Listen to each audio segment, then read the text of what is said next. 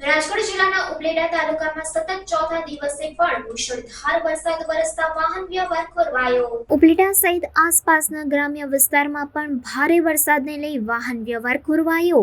ઉપલેટા, ઈસરા, ગઢાળા, લાઠ, મજેઠી, ગણોદ સહિતના ગામોમાં પણ ધોધમાર વરસાદ શરૂ।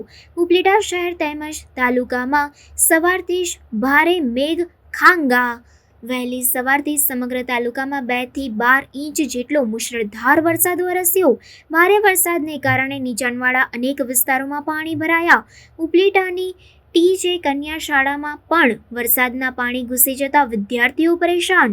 ઉપલેટા તાલુકાના લાઠ ગામે સૌથી વધુ વરસાદ નોંધાયો તેમજ સિઝનનો પણ સૌથી વધુ 50 ઇંચ ઉપર વરસાદ લાઠ ગામનો નોંધાયો છે।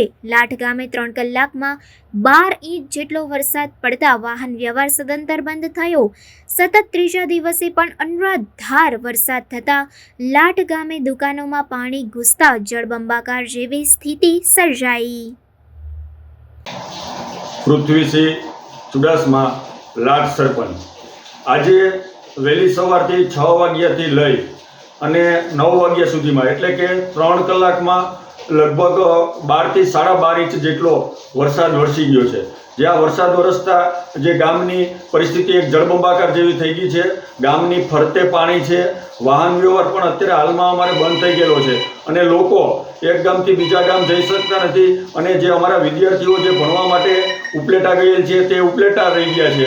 જે માણાવદર સાઈડ ભણવા ગયેલ છે તે એ સાઈડ અમે સ્ટેન્ડ બાય કરવામાં આવ્યા છે અને અહીંયા જે મજૂર લોકો છે એ મજૂર લોકોને પણ અમે વાડી વિસ્તારમાં જ સ્થળ ઉપર રહેવા અને ક્યાંય અવર જવર ના કરવી એવી સૂચના પણ આપવામાં આવી છે। તેમજ જે ગામના બસ સ્ટેન્ડ ચોકમાં જે આવતી દુકાનો છે એ દુકાનોમાં પણ હાલમાં પાણી ઘૂસી ગયા છે અને ઘરમાં પણ પાણી આવી જવાની તૈયારીમાં છે।